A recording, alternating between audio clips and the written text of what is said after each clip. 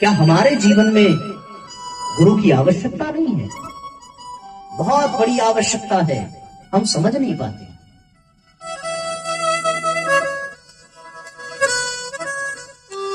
लोग कहते हैं कि जीवन में गुरु आ जाए तो जीवन में कष्ट मिट जाता है, कठिनाइयां खत्म हो जाती हैं। इसी लालच में लोग गुरु का वर्ण करते हैं। और फिर लोग ये भी प्रश्न उठाते हैं कि आपके तो गुरु थे, फिर आपके जीवन में कष्ट क्यों है? आप पूरी तरह सुखी क्यों नहीं हैं? मैं उनसे यही कहता हूं कि जब गर्मी का मौसम आता है और हम पंखा चलाते हैं तो क्या गर्मी खत्म हो जाती है? खत्म तो नहीं होती, लेकिन गर्मी का प्रभाव खत्म हो जाता है। चलाया है पंखा, गर्मी में पंखा है, गर्मी लगती है, पंखा चलाया होगा तो गर्मी का मौसम नहीं चला जाता, लेकिन गर्मी का प्रभाव खत्म हो जाता है, अच्छा लगता है। जीवन में जब गुरु आ जाए तो दुख दर्द जाते नहीं हैं, लेकिन उनका असर, उनका प्रभाव खत्म हो जाता है और जीवन गुरुमय बन जाता है। ये गुरु कृपा का प्रत्यक्ष लाभ है। तो साथियों, जीवन में गुरु होना चाहिए। बिना गुरु के जीवन संभव नहीं है कि आप अपने को सार्थक बना सकें, आप अपने को धन्य बना सकें। और जब जीवन में गुरु आ जाता है तब यह जीवन कल्याणकारी हो जाता है, यह जीवन आनंद से परिपूर्ण हो जाता है। बड़े बड़े संतों महात्माओं ने भी गुरु का वर्ण किया, हम सबको भी गुरु का वर्ण करना चाहिए। रामचरितमानस में 2 पात्र ऐसे हैं जिनके जीवन में गुरु की बड़ी महिमा है। एक भगवान शिव की पत्नी माता सती और एक किष्किंधा नगर के राजा सुग्रीव, बाली के छोटे भाई। इन दोनों के जीवन में गुरु हैं, पर दोनों का जीवन और दोनों की कहानी बड़ी विचित्र है। हम लोगों ने राम कथा सुनी होगी, सुग्रीव की भी कहानी सुनी होगी और माता सती की भी कहानी सुनी होगी। माता सती के जीवन में गुरु के रूप में भगवान शिव हैं। तुम त्रिभुवन गुरु वेद बखाना, आन जीव पामर का जाना। वो जीवन में गुरु का सानिध्य प्राप्त है भगवान शिव के रूप में। और सुग्रीव के भी जीवन में गुरु का सानिध्य प्राप्त है हनुमान जी के रूप में, उनके भी गुरु हैं। जय जय जय हनुमान गोसाई, कृपा करो गुरुदेव की। दोनों के जीवन में गुरु हैं, पर दोनों के जीवन में घटना घटती है और दोनों को उसका परिणाम मिलता है। कथा ऐसी है कि शिव और पार्वती भगवान का भजन करके रास्ते से गुजर रहे हैं और ये वही समय है जब भगवान राम माता सीता की तलाश करते हुए, पुकारते हुए जंगल में भटक रहे हैं। उस समय भगवान शिव ने जब प्रभु श्री राम को देखा तो उनको देख करके, उनका दर्शन करते हुए उनके मुख से निकला, भगवान शिव ने प्रभु श्री राम को देखा, पहचान गए। माता सती ने कहा कि जिनको आप सच्चिदानंद कहकर के पुकार रहे हैं वो अपनी पत्नी के वियोग में तड़प रहे हैं, फिर वो सच्चिदानंद कैसे हो गए? माता सती के जीवन में संशय हुआ। गुरु के रहते हुए भी जीवन में संशय। और बात ये नहीं है कि संशय हुआ, अगर केवल संशय होता तो भी गुरु उसका समाधान कर देता, पर उस संशय को अपने गुरु के सामने प्रकट करना अनिवार्य है। हम लोग गुरु बना भी लें, गुरु का वर्ण भी कर लें, पर जीवन में यदि अपने मन के कपट को हटा करके, अपने अहंकार को अलग करके, यदि अपने भाव, अपने जिज्ञासा को गुरु के सामने ना रखें तो भी गुरु की कृपा से हम वंचित हो जाते हैं। माता सती ने अपने मन के संशय को भगवान शिव के सामने रखा नहीं, जबकि भगवान शिव तो अंतर्यामी हैं, वो तो सर्वांतर्यामी है, सारे जग की बात जानते हैं, तो फिर मन की बात कैसे नहीं जान सकते?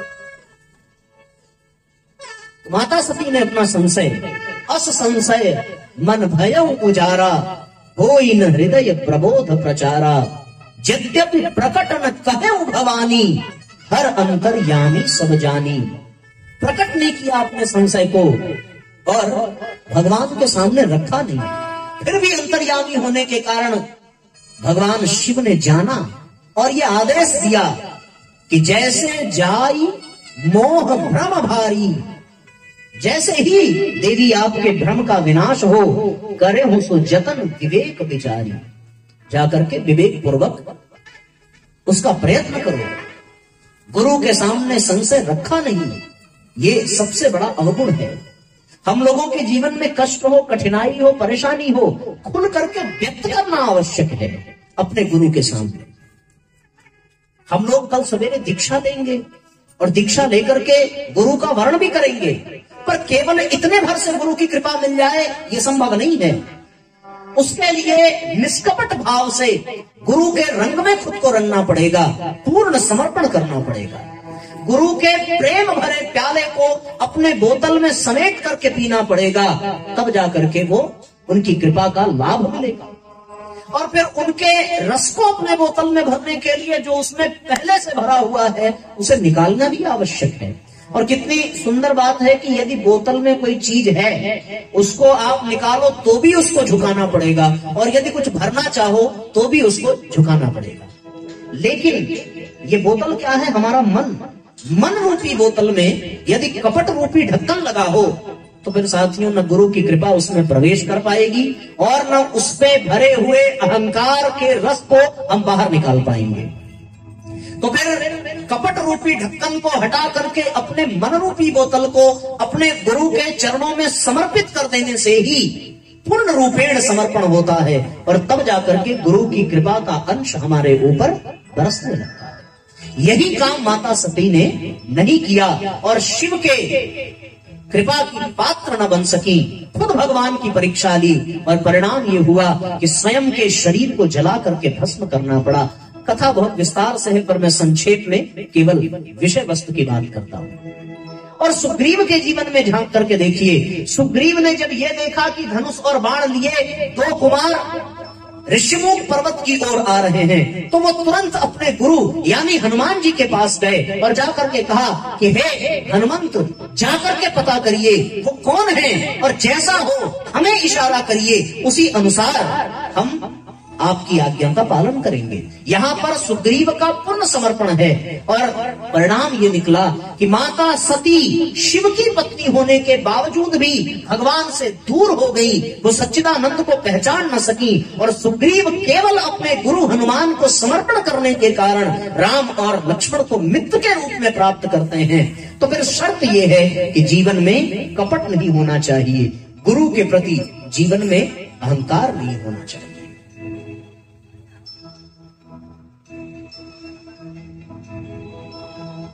किन किन लोगों ने दीक्षा ली है जरा हाथ उठाओ भाई।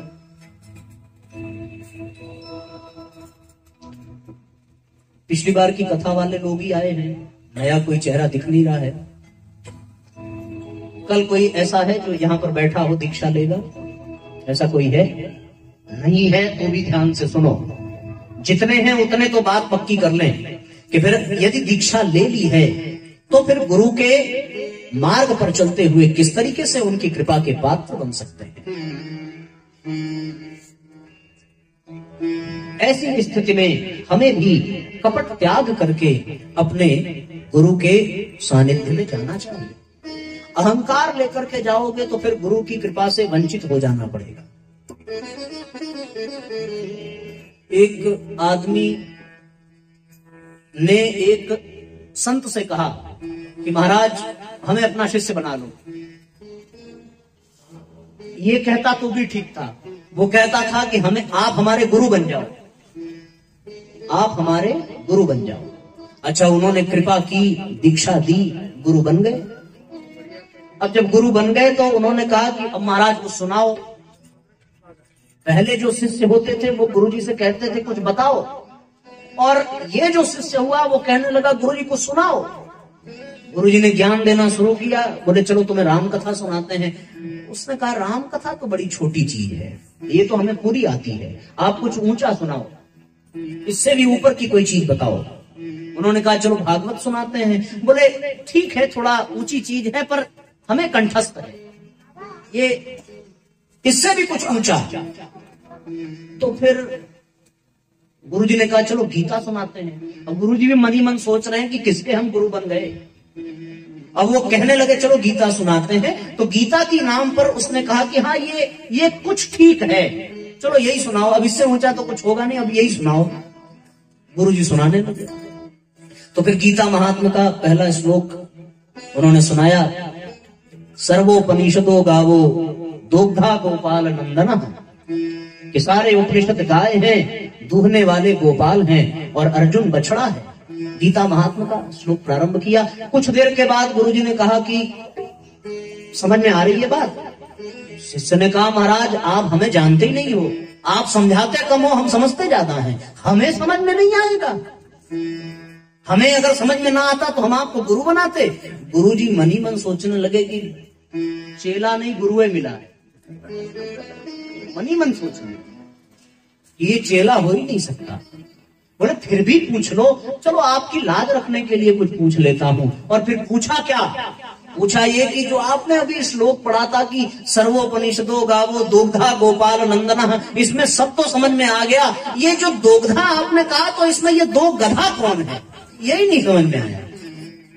तो गुरुजी खड़े हुए अपने आसन से हाथ जोड़ करके कहने लगे कि मैं बताऊं वो दो गधा कौन है? बेटा एक गधा तुम हो और दूसरे हम, तो तुमको सुना है। तो यदि आप अपने जीवन में अहंकार को लेकर के जाएंगे तो फिर गुरु की कृपा से वंचित हो जाएंगे। गुरु की कृपा पाने के लिए सबसे पहले अहंकार को गलाना पड़ता है। आप शांति को चले जाओ, सवेरे 4 बजे उठना पड़ेगा और फिर कितनी भी तेज भूख लगी हो अपने बर्तन को लेकर के लाइन में ही लगना पड़ेगा। बोलो ये अहंकार गलाना है कि नहीं? खा लिया तो घर में ऐसे थाली सरकाते हैं, लेकिन वहां तो उठा करके ले जाओ, खुद मांज करके रखो, तो अहंकार गलता है। कितने भी बड़े वीआईपी हो जाओ भैया, जाने के लिए दर्शन के लिए लाइन में ही लगना पड़ेगा। और क्या मजाल, हम लोग देव संस्कृत विश्वविद्यालय में थे और कोई बहुत बड़े मंत्री भी आए थे। नाद योग का समय हुआ, उन्हें भी 6 से लेकर के 6:15 तक गेट पे खड़े रहना पड़ा। ये अहंकार गलाना है, तब जाकर के गुरु की कृपा जीवन में बरसती है। अहंकार खत्म होना चाहिए। गुरु कृपा बरसाता है पर हमारी पात्रता नहीं होती कि हम उसे ग्रहण कर सकें। समझने को तैयार होना चाहिए। पिता अपने पुत्र को एडमिशन कराने ले गया, बोले 100% गुणवान बच्चा है, बस आप डिग्री दिला दो।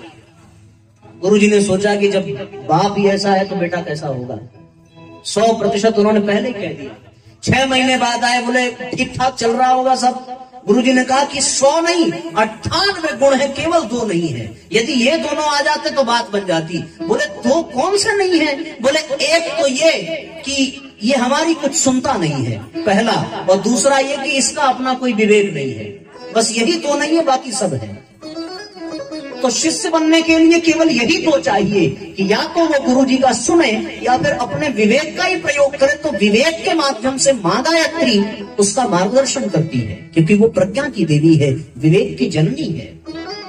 पर ये दोनों नहीं है, न गुरु की आज्ञा का पालन है, न विवेक को अनुसरण करने की विधा है, तो फिर शिष्य में शिष्यत्व आएगा कहां से? संभव नहीं है। इसलिए जीवन में ये होना चाहिए साथियों। और गुरु को इस दुनिया में आने की आवश्यकता नहीं है। वो यदि आता भी है तो किसके लिए? वो यदि आता भी है तो केवल और केवल, अच्छा एक बात बताओ, हॉस्पिटल किसके लिए बना है? रोगियों के लिए ना। बताओ हॉस्पिटल कौन कौन गया, जरा हाथ उठाओ। सब गए क्या? इतना तो मंदिर में गए होंगे। मंदिर जाते तो हॉस्पिटल ना जाते। तो चलो मान लिया, तो आपने देखा होगा कि हॉस्पिटल खुलता है किसके लिए? रोगियों के लिए। पर क्या वहां पर केवल रोगी ही जाते हैं? विचार करो, खुला तो रोगियों के लिए, पर केवल रोगी ही जाते हो ऐसी बात नहीं है। रोगियों के उपचार करने वाले भी जाते हैं, डॉक्टर भी तो वही जाता है।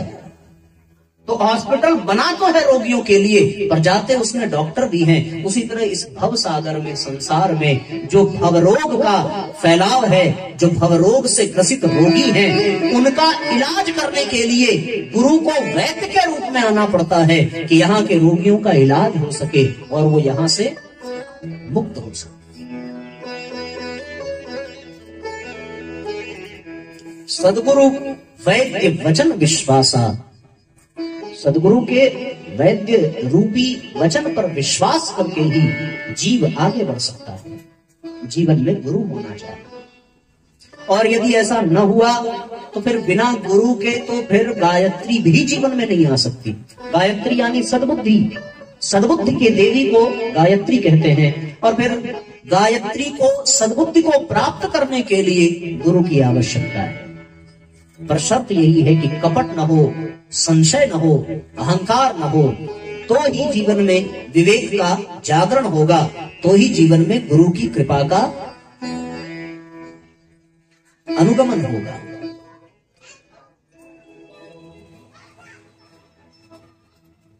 यहाँ पर पिछले कई वर्षों से कथाएं चल रही हैं। आप सब लोग गायत्री परिवार के बारे में और परम पूज्य गुरुदेव के बारे में सब कुछ सुना होगा, सब कुछ जाना होगा, और तब जाकर के दीक्षा ली होगी। हो मेरे गुरुदेव जैसी जगत में दूसरी कोई हस्ती नहीं है। मेरे, एक साथ दोहराइए। और जिन जिन लोगों ने दीक्षा ली है उनका तो फर्ज और बन जाता है, वो अपने भाव से व्यक्त करें कि उनके जीवन में गुरु का क्या स्थान है। दोनों हाथ ऊपर उठा करके अपने फेफड़े में सांस को भरिए और जोरदार जय घोष करेंगे। बोलिए परम पूज्य गुरुदेव की।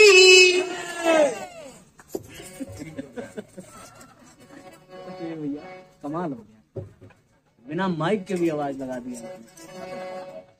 हो मेरे गुरुदेव जैसे जगत में दूसरी कोई हस्ती नहीं है।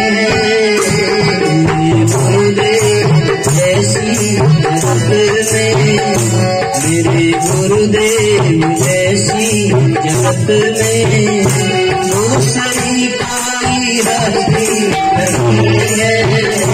मेरे गुरुदेव जैसी जगत में, मेरे गुरुदेव जैसी जगत में दूसरी कोई हस्ती नहीं है। मेरे गुरुदेव जैसी जगत में दूसरी कोई हस्ती नहीं है। दूसरी कोई हस्ती नहीं है। जो बरसती है, जो बरसती है रहमत यहाँ पर, जो बरसती है रहमत यहाँ पर, वो कहीं पर बरसती नहीं है। मेरे गुरुदेव जैसी जगत में, मेरे गुरुदेव जैसी जगत में।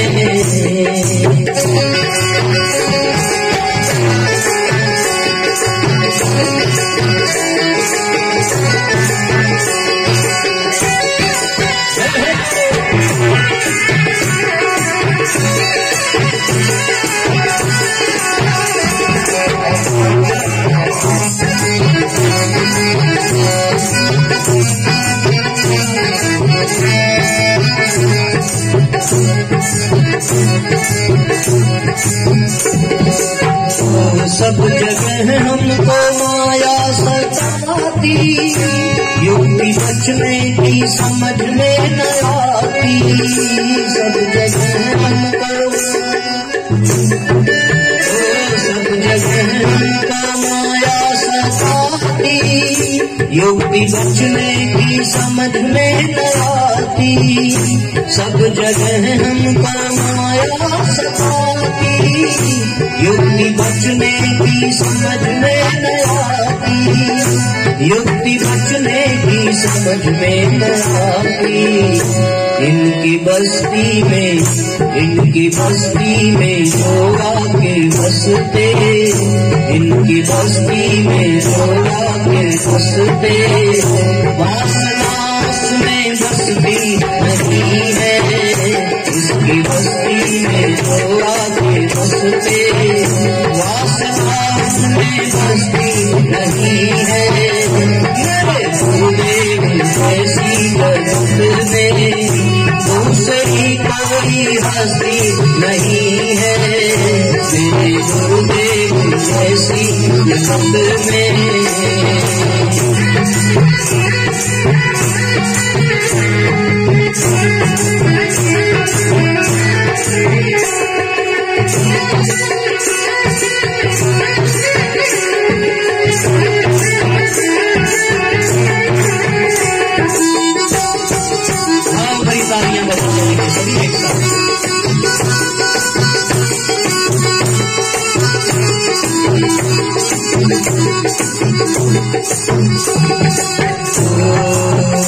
ज्ञान सागर में हम खाते होता, आत्मचिंतन यहाँ नित्य होता।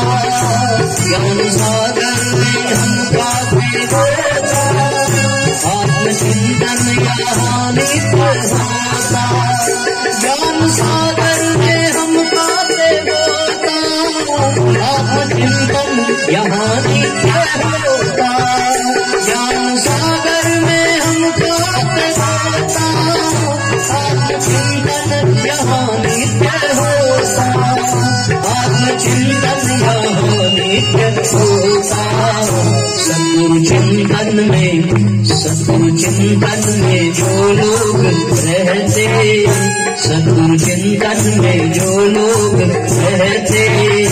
चिंता नागिन पर डसती नहीं है, मेरे गुरुदेव ऐसी जगत में दूसरी कोई हस्ती नहीं है। मेरे गुरुदेव ऐसी जगत में।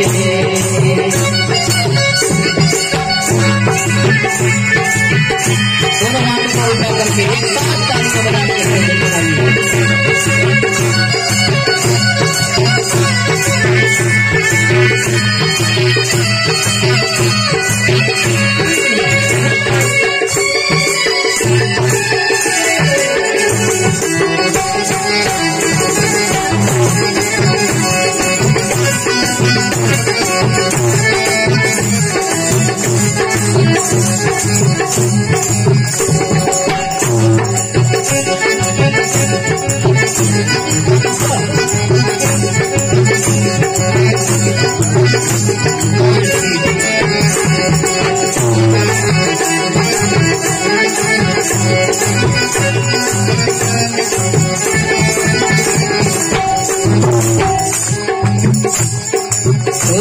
जिसने आत्म स्वरूप है पाया, जिसने राजेश गुरुगुण है गाया।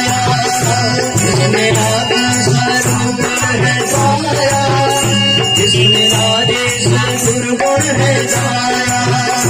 जिसने आत्म स्वरूप है पाया, उसने राजेश गुरुगुण है गाया। जिसने आत्म स्वरूप है पाया, जिसने राजेश गुरुगुण है गाया। जिसने राजेश गुरुगुण है गाया। व्यर्थ विषयों के लिए वासनावश, व्यर्थ विषयों के लिए वासनावश बुद्धि उसकी तरसती नहीं है। विषयों के लिए वासनावश बुद्धि उसकी तरसती नहीं है। मेरे गुरुदेव जैसी जगत में दूसरी कोई हस्ती नहीं है। मेरे गुरुदेव जैसी जगत में, मेरे गुरुदेव जैसी जगत में दूसरी कोई हस्ती नहीं है।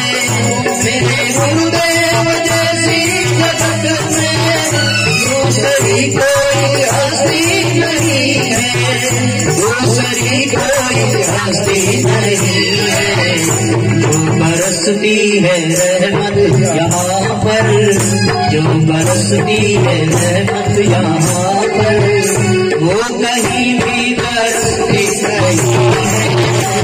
बरसती है रहमत यहाँ पर, वो कहीं भी बरसती नहीं है।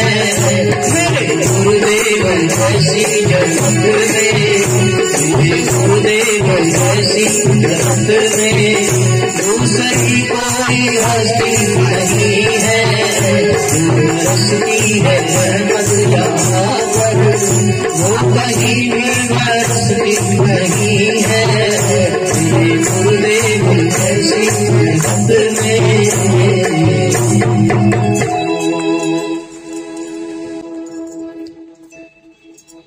गुरुदेव जैसी जगत में कोई दूसरी हस्ती नहीं। जीवन में गुरु का सानिध्य होना चाहिए। अब ये गुरु की कृपा प्राप्त करने के लिए परम पूज्य गुरुदेव ने कुछ सूत्र बताए। उनको अपने गुरु का संरक्षण कैसे प्राप्त हुआ और फिर हमें कैसे प्राप्त होगा, इसके लिए परम पूज्य गुरुदेव ने कुछ महत्वपूर्ण सूत्र दिए। यदि उन सूत्रों को हम और आप भी उतारें तो फिर हम भी अपने जीवन में गुरु के कृपा का साक्षात प्रदर्शन कर सकते हैं। हमारे माध्यम से गुरु की चेतना प्रकट हो सकती है और हमारे सानिध्य में, हमारे सामीप्य में रहने वाला व्यक्ति अपने आप हमारे गुरु की ओर मुड़ जाता है और उनकी शरण में चला जाता है। पहली शर्त तो यही है कि अहंकार नहीं होना चाहिए। गुरु के प्रति पूर्ण समर्पण, जैसे उस वैराग्यवती का था कि यदि गुरु गलत भी कहे, आम को यदि इमली भी कहे, तो भी आंख मूंद करके अनुसरण करना, यही से गुरु कृपा की शुरुआत होती है। हम लोग गुरु के सामने खुद ज्ञानी बनने लगते हैं। मानते हो कि नहीं इस बात को? एक शिष्य था, बरसात हो रही थी, गुरुजी अपने कमरे में लेटे थे, बाहर गाय भीग रही थी, तो फिर गुरुजी ने शिष्य से कहा कि जरा गाय बंधी है, उसको मुक्त करो और छाये में करो, वो बेचारी भीग रही है। शिष्य गुरु का भी गुरु कहने लगा, भगवान बंधन से मुक्ति का तो केवल आपको ही अधिकार है, हम जैसे बंधन से मुक्त कैसे करें? गुरुजी ने कहा, पहले देख इतना तो पता कर लो कि बारिश हो रही है कि नहीं। तो इतने में एक बिल्ली आई, तो शिष्य ने गुरुजी को कहा कि गुरुदेव, बिल्ली के सिर पर हाथ सहला कर देखिए, यदि बारिश हो रही होगी तो ये भीगी होगी, भीगी बिल्ली। बताओ, ऐसे शिष्य। गुरुजी गए, गाय वाय हटा करके आए, बेचारे बिस्तर पर पलंग पर लेट गए, तब याद आया कि दीपक तो बुझाया नहीं। तो फिर शिष्य से कहा कि जरा दीपक बुझा देना, मैं भूल गया। शिष्य ने कहा कि भगवान, आप इतने बड़े ज्ञानी हैं, धनुष यज्ञ के प्रसंग को याद करिए और लक्ष्मण का वो सूत्र कि मूदो आंख कतौ कुछ नाही, आप अपनी आंख बंद कर लीजिए, अपने आप अंधकार हो जाएगा। हे गुरुदेव, आप क्या मजाक करते हैं? गुरु हैरान। अच्छा, सुबह हुई, भोग प्रसाद लगाया गया, प्रसाद वितरण का क्रम चला। गुरुजी ने इशारा किया कि प्रसाद लोगे। तुरंत दौड़ करके आया, चरणों में गिर पड़ा, कहने लगा, गुरुदेव, रात की 2 आज्ञा का पालन नहीं किया और तीसरी की भी ना करूं तो हमसे बड़ा मूर्ख शिष्य कौन होगा, इसे मैं जरूर पूरी करूंगा। लाइए प्रश्न। तो ये वाला यदि शिष्य हम बन जाएं तो फिर गुरु की कृपा मिल नहीं सकती। किसी शिष्य ने गुरु से पूछा, सच्चा ज्ञान क्या है? गुरु ने कहा, अपने अज्ञानी होने का ज्ञान ही सच्चा ज्ञान है। सच्चा ज्ञान क्या है? अपने अज्ञानी होने का ज्ञान ही सच्चा ज्ञान है। जिसने अपने में अज्ञान को देखा और गुरु में ज्ञान को देखा, उसे ही जगत में भगवान दिखता है। और जिसने अपने में ज्ञान देखा और गुरु में अज्ञान देखा, तो उसे फिर इस जगत में शैतान मिलता है, भगवान नहीं।